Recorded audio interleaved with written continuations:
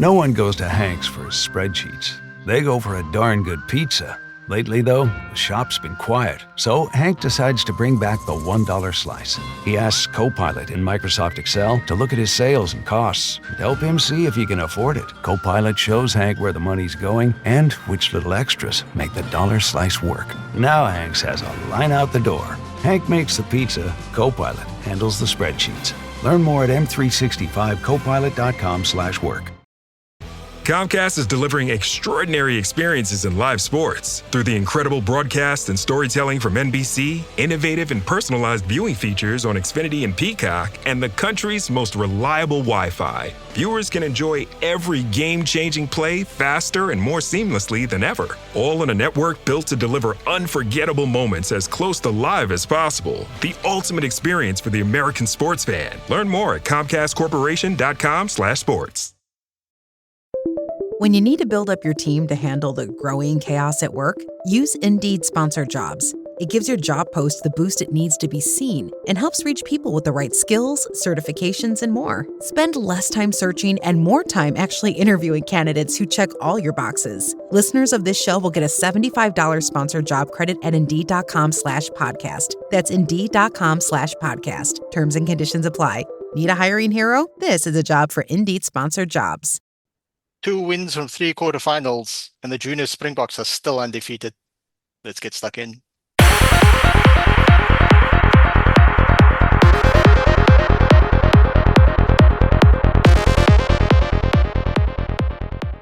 Welcome back to Bit of an Animal, the South African Rugby Union podcast here on Global Gainlines. I'm joined this week on the panel by returning Jean and a popular, familiar face to everybody. It's Wesley/Rugby Kaans, all the way from Bellville, CY till I die, or as Jack Carroll would say. Guys, it was a fun weekend. Maybe not for our colleague Sibusiso, who in the course of 5 hours on Saturday night watched his football team lose the Champions League final and then his rugby team lose a URC quarterfinal. So our condolences go to Sibusiso. We start with the Baby Bok game. Which I was again incredibly lucky to attend in Paul Roos in Stellenbosch. Very nice, warm conditions. Glad I was wearing shorts and flip-flops. This is the Baby Bok's 8th game of the season, and they've won 7 and they've drawn the other, so still undefeated. Jean, your thoughts from watching the game on television? Yeah, look, I think you have to be very careful not to overstate this Baby Bok team. There seems to be a incredible cohesion in the team. I think you cannot not give credit to the coaching setup. Obviously the tour to Georgia helped a lot, those warm-up games in creating that cohesion. But it's just wonderful to see that you've got a under 20 squad who are acting and playing like it's like they know they're going to step into the big boots. They're manifesting it, and that's just it makes you glad to see that you've got young guns ready to step up, and it might hit a different note, but I look forward to the day where we've got a ladies under 20 junior Bok team, and that would be, one hopes for the same success there. But yeah, incredibly proud of the performance so far and just the cohesion. There's no let up with them. They play hard on attack and defense, and it's just great to see. Excellent rotation as well. I mean, they're like standout players are Siaya, who I saw at the first game and the second game, and then the third game he was always in the stands. What was interesting is that this last game I sat on the opposite side of the field to get that atmosphere, and then in the second half I sat sort of next to the Baby Bok bench, which was also, well, not the bench, the guys who didn't make the match 23. Also interesting to see how they interact with one another and the coaches sort of interacting with each other. But yeah, over the course of these 8 games, they used a lot of players, and the indication was that the players who maybe didn't play as much in the junior rugby championship would get game time in this 3-match series, and then the Junior World Cup is less than a month away. Wesley, your thoughts on the Baby Bok season thus far? Yeah, Bruno, I totally agree with John. There's a gees amongst the boykies. But I think that's in our previous seasons, it's almost like we had two or three guys that uitgestaan het. They were like really the store guys, maar die ouens het nie hulle het nie ge-unit speel vir mekaar nie. And I think this is where the bigger picture with Rassie comes in. Of him doing everything he's doing is hy begin nou hierdie spangees bou onder mekaar. There's a coaching system onder mekaar. Like you said, I didn't really follow these games as much. I watched the highlights, but I mean, like you said, they're casting the net bigger. And maar die ouens is daar, hulle ondersteun mekaar. If you see the Marcuses and the Cheswells, they're always posting about the junior box. There's like a unit now. It's not just about check for my actually I'm the next guy to go shine at the Bulls. They really care for each other. They care for the emblem. And this is what Rassi is building. And he did the same with the Stormers back in the day when he was there. He builds it from all the roots. So hierdie ouens wat nou upstep to the next Springboks gaan. This is why I really think, yeah, we listen. I don't know if the junior box, but I think the World Cup is for the first time we can really go like, this is ours to lose. This is what I think personally. Because I mean, the big boys weren't even playing now with these last three games. Yeah, we've not won the Junior World Cup back to back. We've only won it twice, once in 2012 and then last year. But there is definitely a more structured cohesion between the senior team and the junior box. It all goes from like the SA schools, which I unfortunately wasn't able to. They had a series of matches last year. There was one in Durbanville, which is not too far from me. And then now with the SA under 20 structuring their season as in an away tour, Junior Rugby Championship, a home tour, and then wherever the World Cup is. And then obviously some years the Junior World Cup is actually in South Africa. Yeah, so we look forward to. I will say like it was fun going to all three matches. Like over the course of a week and a half, I watched three Baby Bok games, and the Georgian team did sort of. It was an interesting step up of like sort of easier game against Chile, and then a more physically tough game against Fiji, and then the more extremely more physically imposing game against Georgia. Georgia in themselves, I would actually say that the Georgian under 20 team is actually better than the Fijian under 20 team at this stage. So we'll see if that pushes through to the senior rugby team, because right now the Fijian rugby team is better than the Georgian rugby team, seniors that is. Topic number 2, gentlemen. I'm glad Jean's here because his Bulls brushed aside Munster, sans Jack Crowley, but still impressive performance. Jean, 19,000 people in Pretoria at Loftus. Nice. And the weather was nice. You'd swear it wasn't winter. Yeah, I just wish they'd stop filming the sunny side of the stadium because it's the match thread gets filled with why is Loftus always empty? And it's like, dude, if you sit on that side of the stadium, the sun will blind you. You will not see the rugby. In fact, you will never see again. You will be leaving with a guide dog and a stick. Like you cannot sit on that side until it's like 4 p.m. in the afternoon. They should just cover those seats with a banner or something. But no, I'm happy with the way the Bulls played, and I think the Bulls came with the right mentality. Shut your ears, shut your head, play your own game. Don't get drawn into Craig Casey's nonsense and whatever else Munster's gonna do to get under your skin. And I respect that's their identity. That's who Munster is. They're the Jack Russell fighting dog of Ireland. So I do respect that that's who they are. But I think the Bulls just closed their ears, closed their mind. They said, we're here for one thing.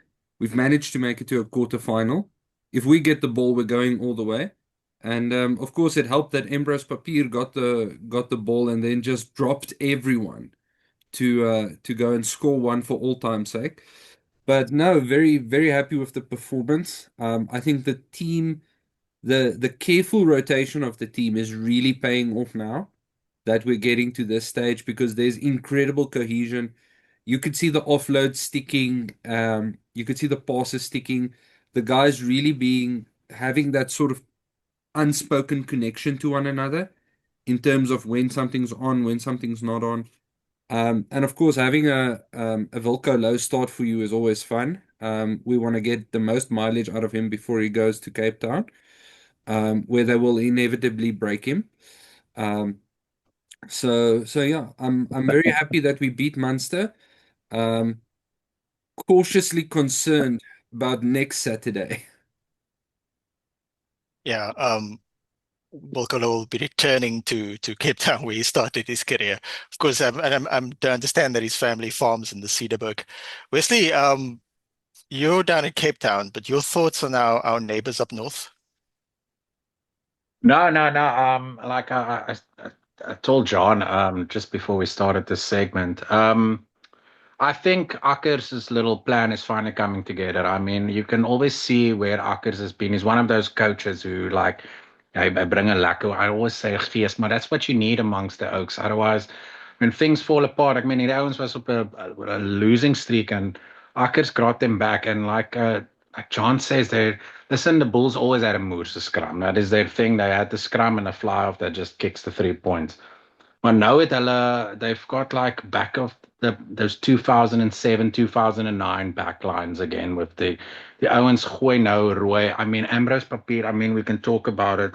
We can start a whole new segment, is in the form of 7 lives at the moment. The Bulls are really, and I think they're clicking at the right time. Like I said, they're canceling out the noise. I mean, Willie is there, and you can say what you want about Willie and after word N, but Willie is a fucking genius when it comes to rugby. He knows how to click, he knows how to connect the Okies.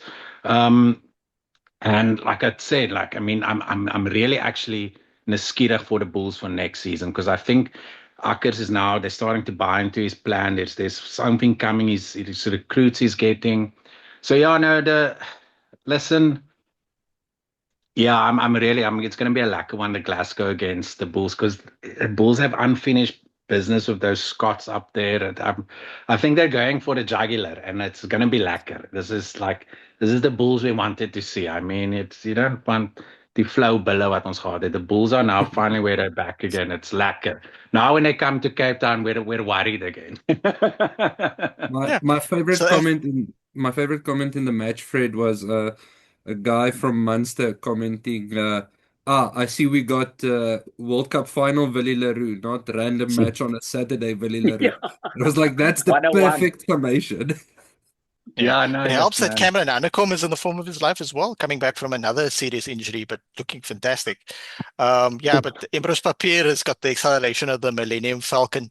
Wesley, we move on now to topic number 3 of your Stormers team defeating Cardiff at Cape Town Stadium. And speaking of Cape Town Stadium, it's been 8 days now since you ran the Cape Town Marathon. Have you recovered yet? Yeah, no, I'm done. I'm sorted now, but yeah, on the day I realized I needed to train a lot more, but ja, no, I'm good again. Maar het het maar 'n bietjie flou gegaan af vir die eerste 2 dae. I felt my knees. Ek het my ouderdom gevoel. Didn't we all? Yeah, so Cardiff put up a fight. This is weird because the two teams played exactly 2 weeks ago, and Cardiff were much the better team in Wales. And then the Stormers came back. I expected them to win. It might not have been the most entertaining game, but you guys got the job done. Listen, I think you hit the nail on the head. Cardiff this whole season hasn't been, which is also good. We're bringing, this is what's nice with South Africa joining the URC. The Welsh teams can now start bettering as well. But Cardiff was a pain in the gut. They didn't go away. They stuck with it. They were tough opponents. I think maybe we all thought maybe we were just, and people are like, yeah, the Stormers gave 1 point and then gave it away. The Cardiff just didn't go away. Listen, we scrummed them in their mood. That we can all be ahead of. And we did make some basic errors. There is that when we get to that try line fever, the Stormers is still our weakness. We just move the ball around too much and then we let people in. But Cardiff, they were a tough cookie. They came for us. And yeah, it was nerve-wracking stuff, trauma. How do you feel, Wesley, But about losing Shasha Feinberg and Gombe Zulu for next week's game? no, it's a cock one. He was really, I think we're starting to, man, it's just always like Dobbo said, we lost a proper guy who's on his form at the moment. Losing him before a semi, I mean, just seeing him go off immediately, that we Khan had to kick and he missed that. Yuri missed a kick. He had to get into that groove again. So and I think I always tell my friends this is the thing about Sasha. He's one of those guys, he's so lacquer and he's so good that I think he inspires the people around him. And he comes out and the team's like, yes, man, with Sasha here, we can do this. So, I mean, there's still a lot of leaders and good guys in the Stormers, but Sasha's just that guy that brings that X factor. And in a game like a semi, that's what Sasha just brings, man. He can just tilt it like that. He can give that one run or one kick and just maybe that X factor that we need against Leinster. So losing him is rough. Us not having Quibus. Quibus is okay. OAP. He would have brought some experience. Um, Inside center channel. Yeah, it's going to be interesting. Listen, we have our backs up against the wall, but yeah, I don't know, man. Imad Khan it's like I said, is a great scrum. He's got great promise, and he did really show good qualities for the quarterfinals, but he's still young. So the 9-10 element we are missing. But Ruanel, man, Ruanel, once again, he is one of those captains that can just be Mr. Fantastic. So, yeah, but we're going to feel Sash, bro. And I feel the Boks are going to miss Sash. And I feel bad for him. I mean, it's the greatest rivalry tour coming up. It's a cuck loss. And especially the way that it was, it's not going to blame the tackle or anything, but it's a cuck move in the end of the day. Yeah, unfortunately, injuries are part of the game, but some might be more difficult than others. Jean, your tactical thoughts on the Stormers' performance against Cardiff? Um, I think the Stormers all in all had even if it looked worse, and believe me, it looked worse. Even if they had a pretty bad game, um, visual wise, I think actually if you look at the stats, it was a slightly better performance. Um, I think one thing that if I put myself in Dobbo's shoes, looking at I'm dealing with Leinster next week. Um, I don't have Sasha. I've got Damian Willemse. Um, I'm saying, look, we we need to go consistent in attack. So no wide balls, no over the head passes, no silly cross kick business. Consistent attack. Um, Rather make meters. If it takes you 10 phases to make 100 meters, you've made 100 meters. Consistent attack and absolute insane defense. Because Leinster, if Leinster are the Leinster of the past weekend, you're going to need to cut their attack off at source. So Ruan Nel will have his job cut out for him. I mean, Cardiff was a grind. Cardiff was going to grind the Stormers down, and they were going to see who's going to last. Leinster won't be like that. Leinster won't go away. They're not. You're not going to smooth them out. You can't be a speed bump. You need to be a stick that jams the engine every single time they get the ball. And then, James Lowe, I'm not sure if he's playing or not playing because they're saying he's played his last game. But I mean, you can't kick on James Lowe's side of the field. So there's a lot of things you have to take into account um, when it comes to next weekend. But I would say just ease back on the attack. Don't go into that white line fever. Um, go for your mauls, go for your corner kicks, exploit every penalty you can.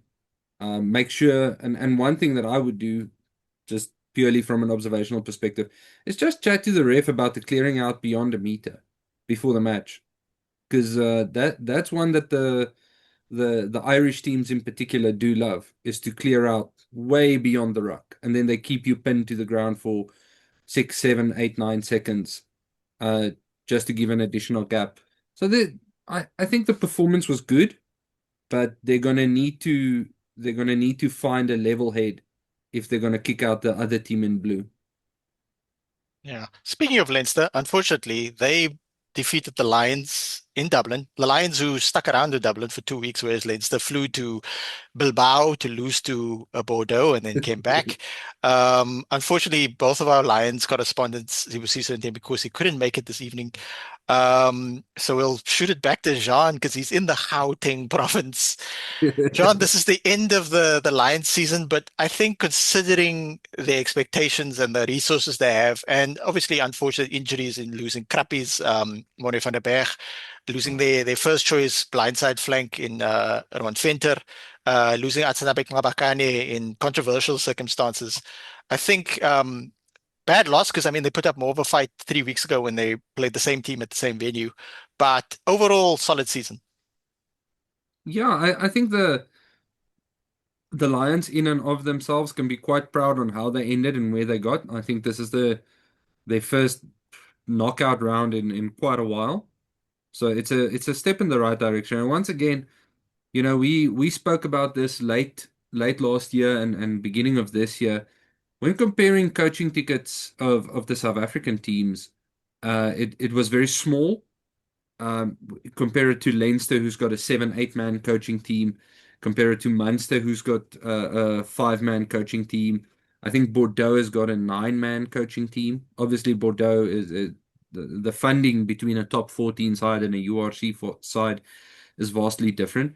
But I think the Lions can be pretty happy, and we see that rise coincident with the appointment of additional backroom staff. So they now there's a guy whose sole job is to focus on defense. Although you wouldn't say it by the score line, but there's a guy whose sole focus is on defense. There's a guy whose focus is on attack, and I think that's perhaps where the Lions shine, is in their attack. It just sucks because Leinster never gave them a chance to attack. Despite them scoring 2 tries, it like I said, that machine, if that machine starts going, you can't grind it down. And I'm sorry to say for the Lions, I think it would have been great if they had knocked Leinster out. It would have been absolutely fantastic. But yeah, proud of the season they've had, especially the second half of the season. I think alongside the Bulls, they had a questionable start. So yeah, I think they can be happy with the season. Hopefully next season this continues and we maybe see them in a semi-final. Yeah, this will be the first time. This is the first time the Lions qualify for the URC knockouts, and that means that next season will be the first time they'll be in the Champions Cup instead of the Challenge Cup. So that will be a new adventure for them, and obviously we'll highlight the fact that Siba Mahashe is like the breakthrough player for them this season, if not in the whole URC. From a Leinster perspective, I think they also did quite well learning from their performance, even though they defeated the Lions 3 weeks ago. Whereas Sam Pendergrass did start in that game, and even though he's still very sus on defense, he had a much better game in this game, moving the ball quite well, not kicking out of hand that much, but passing quite well. And then, I mean, the game 3 weeks ago, he like pretended he got hit on calling a mark, and then the referee had to tell him off. So he's made some progress as that. So we do have to acknowledge that, because I mean we critique players both South African and non-South African on this podcast and this YouTube channel, but we do it in a good faith manner. And then overall, I mean, Sam Pendergrass was in the stands. He didn't make the match 23 for the Champions Cup, and he looked like for long in the stands there, but he's bounced back. It would be super interesting to see who they actually start of their 3 fly-offs against Stormers next week. So tune in later this week for the in-depth match 23 podcast. Gentlemen, oh no, Wesley, your thoughts on the Lions season? That's incredible. Lions always been my second team. I always liked them. And if the Lions can just get volgende jaar consistency going, if they can just get together 3, 4, 5 games, and they started to do that in the end of the season. But I was really proud of them. There's some guys that really came out. And the Lions are able to keep a lot of the players. I mean, there's some Oaks big names that could have made proper moves, and they stayed with the Lions and signed long extensions. So yeah, no, I'm proud of the Lions. I think everyone's going somewhere apart from the Sharks, but I mean, I'm pretty sure they're going to start with their youngsters. It looks like it. So yeah, no, I'm very proud of the of the Lions. And like we said, if the Stormers beat Cardiff in Wales, it would have been Lions Stormers in the quarters. So who knew where it would have ended up then? So, I mean, it's one of those cuck draws, but I mean, Mm. volgende jaar. Yeah, Lions also do some interesting recruitment. I mean, they got high profile Bourne Finter, Lucid prop. So that's good. That's a very good sign. He's a quality player. Oh yeah. So that brings us to the end of the show. I'd like to thank Jean and Wesley. Lekker man. You Until guys next week. Friday. Yeah. Until Friday in Rassi. We trust. No, I see it. Right.